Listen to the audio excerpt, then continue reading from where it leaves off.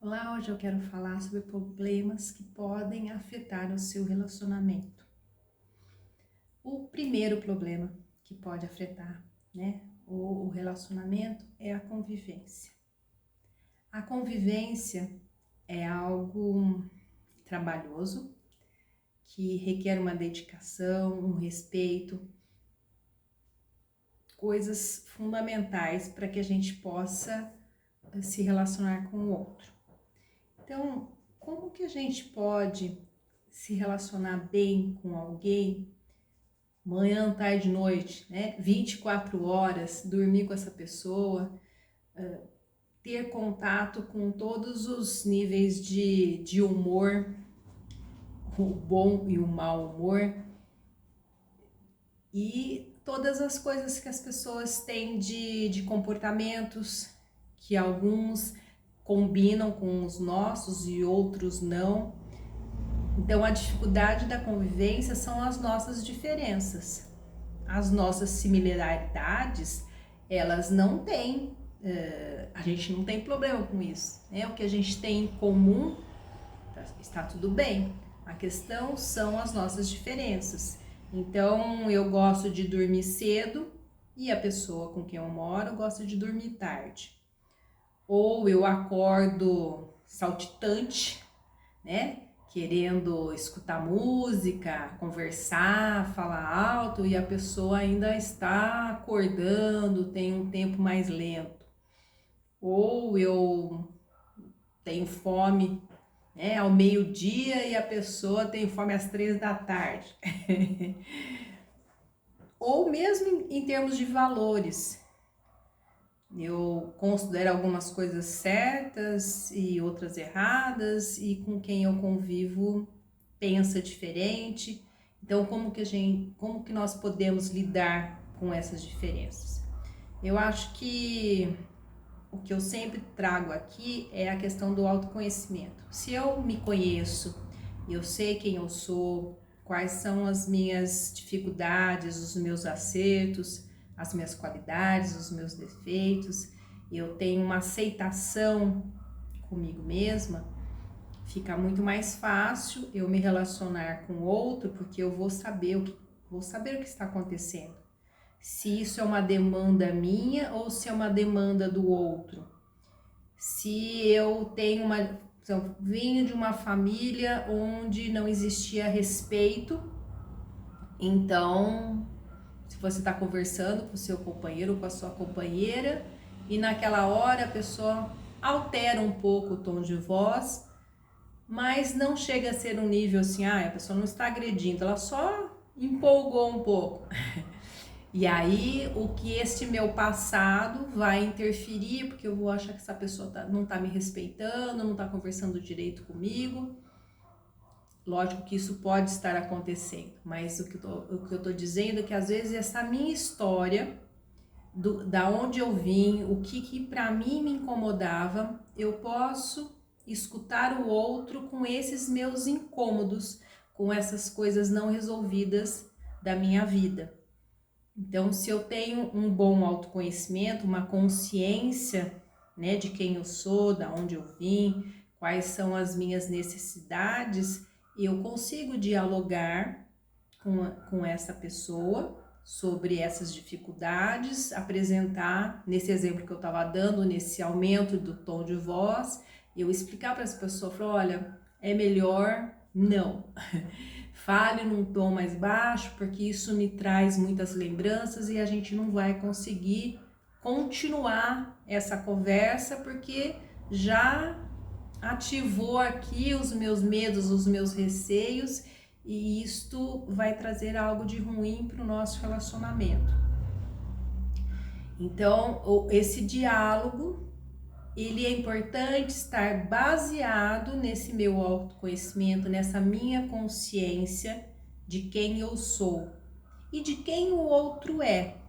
Porque uma das dificuldades também da convivência é a idealização do outro, onde eu idealizo que este meu companheiro, ele é sempre gentil, amoroso, está sempre disposto a fazer coisas comigo ou a conversar comigo, enfim, essa pessoa que está em função da minha vida. E isso não vai acontecer no dia a dia. Por mais que a pessoa seja dedicada, ela goste de conversar com você, ela vai ter os momentos dela que ela quer ficar quieta, ou quer fazer uma outra coisa, ou quer dar uma volta sozinha, ou sozinho. Isso não quer dizer que ela não goste de você, ou que ela não queira a sua companhia. Mas quando isso não está muito claro, ou quando a gente quer esse alguém idealizado, esse príncipe ou essa princesa que colocaram, né, na nossa cabeça através dos filmes de desenhos animados, e essa pessoa não existe. O que existe é uma pessoa real, imperfeita, que está buscando também viver da melhor maneira possível, como você também está buscando viver da melhor maneira possível. Então, eu acho que a idealização é algo que atrapalha muito nessa convivência, do que se espera, nessa expectativa. Uma das idealizações também é pensar que o outro vai me suprir. Existem pessoas que acham que esse outro, que é esse meu parceiro ou parceira afetivo, vai me suprir em todas as minhas necessidades, nas minhas carências, na minha falta de afeto, do que eu não recebi na vida,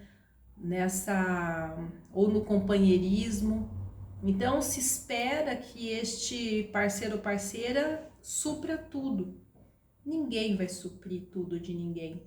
Nem nós mesmos conseguimos suprir todas as nossas necessidades, todos os nossos vazios, as nossas faltas. Então, é importante que nesta convivência nós convivemos, só eu, a gente conviva também com outras pessoas, que podem ser os familiares, os amigos, para quem tem filhos. Outras pessoas vão suprir nossas necessidades, a maior parte nós mesmos vamos suprir as nossas necessidades e algumas vão ficar faltando. Não tem essa questão de alguém completar e suprir tudo. E muitas pessoas às vezes entram num relacionamento esperando que essa pessoa, nesse dia a dia, nessa convivência, que ela vá suprir tudo. Então, infelizmente, né, isso não será possível. Ninguém consegue suprir o outro totalmente. Um outro problema é a questão de cultivar a atração e a vida sexual. Vamos combinar que depois de um tempo, essa pessoa já é conhecida, porque uma das coisas que traz essa questão da atração é essa coisa do desconhecido, da sensação que eu tenho quando eu estou com o outro, ou quando eu olho para o outro, e o meu desejo por essa pessoa. Então, depois dessa primeira etapa, né, porque os estudos dizem que até 2 anos, né, que dura uma paixão, depois nós entramos na fase do amor, que é algo mais calmo, mais tranquilo, mas que também pode ser cultivado com uma saída da rotina, um pouco de mistério. Eu acho que o outro, falar tudo para o outro ou viver tudo com o outro, não tem um mistério, não tem algo que você vai trazer para o outro. Uma coisa que eu penso que interfere é quando as pessoas se sentem totalmente seguras. Como também, se ela se sente insegura, também isso vai atrapalhar nessa questão da atração sexual e desse cultivo dessa vida sexual. Então, ninguém é nosso e nós também não somos totalmente de alguém. Então, eu acho que este mistério, um pouco dessa insegurança, faz com que as pessoas, elas cultivem, elas estejam flertando com a outra nessa conquista. Não vou dizer diária, porque se você tem um relacionamento, sei lá, de 10 anos, todo dia você está conquistando a pessoa, vamos combinar que vai cansar um pouco. Mas isso tem que ser uma coisa constante. Não sei qual que seria a constância para cada um, mas algo de sair dessa rotina, de cultivar esse flerte, este cuidado com o outro, que pode ser um olhar, pode ser algo que você faça para agradar o outro. E esse um pouco do mistério. E juntos também, porque eu acho que tem fases, né, mais aquecidas, menos aquecidas, saber que isso também é uma fase, que isso vai passar. Mas se ela demorar um pouquinho, então chegar, conversar, ver o que está acontecendo, falar o que você deseja, o que você gosta, ter uma troca, propor situações novas, que eu acho que é uma forma interessante. O outro problema, né, que pode afetar o relacionamento são os fatores externos. O que seriam esses fatores externos? Nossa, tem um monte, né? Por exemplo, uma questão financeira, passar por uma crise econômica, isso vai interferir neste casal, porque a pessoa está preocupada com contas a pagar e ela pode ficar desatenta ao outro, à relação, porque ela está preocupada com essa coisa mais material. Ou a pessoa está com problema no serviço. O chefe está fazendo um assédio moral.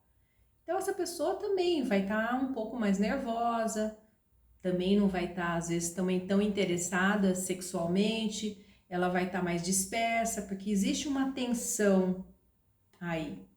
Por exemplo, a questão, por exemplo, os filhos, crianças pequenas, elas demandam bastante.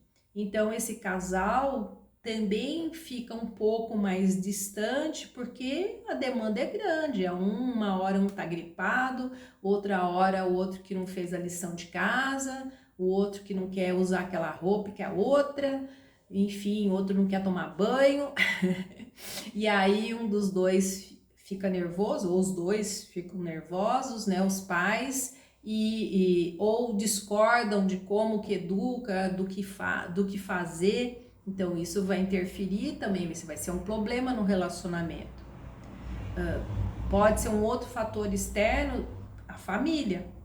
Então a família, ela pode colaborar quando ela apoia, quando ela acolhe esse casal, mas também se ela acolher demais, não deixar esse casal resolver suas questões sozinhos, ela também pode estar atrapalhando. Então a ajuda demais também não é bom. Ou interferir, não gostar de um dos parceiros e ficar criticando, ou quando a pessoa vai lá reclamar porque a fulana fez isso, aí alguém ou algum familiar põe mais lenha na fogueira e a situação pode piorar. Então eu acho que existem um outro fator externo e interno, né? Mas que essa pessoa, um dos dois pode adoecer. Então, se essa pessoa, sei lá, ela tá com febre, ela não tá a fim de conversar. O humor dela pode se alterar. Então, isso também vai interferir. Bom, eu devo ter esquecido algum fator externo, mas vamos lá para o outro. O outro que pode afetar, né, ser um problema, é ter um caso extraconjugal. Quando um casal ele se forma, ele estabelece regras, pactos. A maior parte das pessoas espera ainda, né, um relacionamento monogâmico, onde essa pessoa só ficará comigo e eu só ficarei com essa pessoa. Muitas pessoas falam declaradamente sobre isso e outras pessoas pensam que isso já está, é óbvio que será assim. Então, acho que é importante o casal conversar sobre o que ele pensa sobre isso, né? De ser um relacionamento monogâmico, se quer ter um relacionamento aberto, o que eles vão fazer com isso? Porque vai fazer uma diferença muito grande, né? Se você tem uma relação aberta, primeiro, esse vai ser um caso que faz parte dessa relação, que um ou outro fique com outra pessoa. Mas a maior parte dos casais ainda, né, prefere essa relação monogâmica. E vamos supor que você mudou de ideia, né? Não quer mais uma relação monogâmica. Eu acho que em questão de respeito, né, até pelo pacto que vocês fizeram, de conversar com o parceiro, com a parceira, o que você está pensando diferente, o que o outro acha, e você verbalizar, expressar o seu desejo e vocês conversarem. Porque o problema é quando você faz um pacto, né, monogâmico, e você não conversa com seu companheiro, com a sua companheira, e você tem um relacionamento com outra pessoa, e isso vem à tona, isso quebra totalmente a confiança que o outro tinha em você, porque vocês fizeram esse acordo. Então, coisas ditas, expressadas, elas são importantes. E também, se você muda de ideia, é importante você conversar com o outro. E existem muitas pessoas que às vezes têm dificuldade de escutar uma opinião diferente do outro. A pessoa às vezes está só conversando, ela tem aquele pensamento, sei lá, eu tenho um desejo de ficar com outra pessoa. Isso não quer dizer que isso vai acontecer. Porque a fidelidade, ela é combinada. Porque as pessoas, elas sentem desejos por outras pessoas.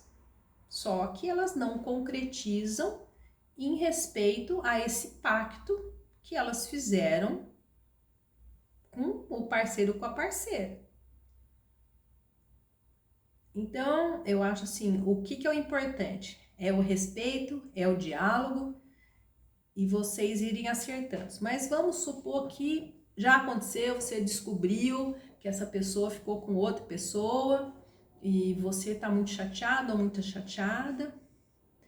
Aí vai depender de como você encara isso, se você pretende retomar essa confiança, em que base que será essa confiança, que acordos vocês irão fazer, o quanto o outro se compromete com esse acordo, porque existe possibilidade de ser retomado um relacionamento quando alguém fica com outra pessoa, se os dois quiserem, porque se um dos dois tem o pensamento que isso é uma quebra de confiança que não dá nunca mais para confiar, então é melhor sim essa separação e cada um pegar um caminho do que ficar um ferindo o outro.